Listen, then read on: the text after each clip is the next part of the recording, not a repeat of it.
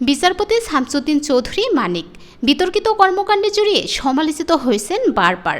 বিচারপতির আসনে বসে যখন যাকে খুশি আদালতে ডেকে অপমান অপদস্থ করা, বিজনেস ক্লাসে বসতে না পেরে বিমানের ভিতর তুলকালাম, রাস্তায় সালাম না দেওয়ায় ট্রাফিক পুলিশকে আদালতে তলব, 21 জন সিনিয়রকে ডিঙিয়ে পদোন্নতি, সরকারি বাড়িতে থেকে ভাড়া না দেওয়া, লন্ডনে বাড়ি কিনে আয়ের উৎস দেখাতে না পারা এবং সর্বশেষ টকশোতে গিয়ে উপস্থাপিকার সঙ্গে অশোভন আচরণ সহ নানা বিতর্কের জন্ম দিয়েছেন এএসএম শামসুদ্দিন চৌধুরী মানিক। এখানেই শেষ নয়, দখলবাজিতেও পিছিয়ে ছিলেন না সাবেক এই বিচারপতি। রাজধানীর বাড়িধারে দুস্থ সাংবাদিকদের নামে ওয়াকফ করা প্রায় 900 কোটি টাকার 5 একর জমি দখল করেছেন তিনি। এরপর ডেভেলপার কোম্পানিকে দিয়ে গড়েছেন 7টি 8তলা ভবন।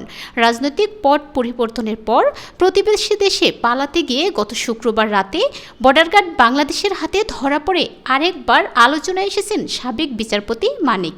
খোঁজ নিয়ে জানা যায়, দুস্থ ও অসহায় সাংবাদিকদের পুনর্বাসনের জন্য 1998 সালে journalist association for human rights and welfare নামে একটি সংস্থাকে ঢাকার বাড়িধারায় 10 একর জমি লিজ দেয় সরকার।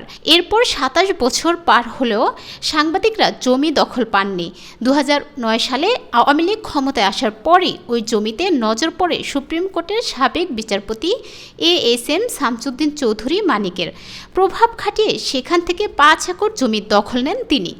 নথিপত্র অনুযায়ী 1885 সাল থেকে আইনউদ্দিন হায়দার ও ফয়জুন্নেসা ওয়াকফ এসেস্টের মালিকানাধীন হলেও ভুয়া কাগজপত্র সৃজন করে নিজের পৈতৃক সম্পত্তি দেখান মানিক।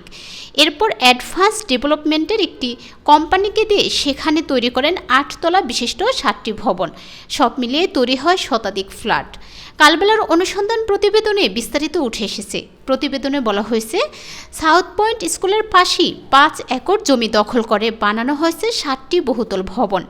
ভবনের সামনে লেখা রয়েছে বীর মুক্তিযোদ্ধা বিচারপতি শামসুদ্দিন চৌধুরী, অ্যাডভান্স বাড়িধারা চৌধুরী ভবন।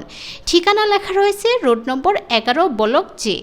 বাড়িধারার ওই জমিটি 1998 সালে প্রথম লিজ পায় journalist association for human rights and welfare. সর্বশেষ 2004 সালের 20 নভেম্বর জমিটি ওই সংস্থার অনুকূলে 99 বছরের জন্য লিজ দেওয়া হয়। 2007 সালের 5 মার্চ বাংলাদেশ ওয়াকফ প্রশাসনের কার্যালয় থেকে এই সংক্রান্ত গেজেট প্রকাশ করা হয়। গেজেটে বলা হয়, নিম্ন তপশিল বর্ণিত সম্পত্তি আইনউদ্দিন হায়দার ও ফয়জুন্নেসা ওয়াকফ এসেস্ট এর মালিকানাধীন সম্পত্তি। উক্ত সম্পত্তি ধর্ম বিষয়ক মন্ত্রণালয়ের অনুমোদন সাপেক্ষে ওয়াকফ অধ্যাদেশ 1962 এর 33 ধারা মোতাবেক journalist association for human rights and welfare এর অনুকূলে দীর্ঘ 99 বছর মেয়াদী লিজ প্রদান করা হয়েছে।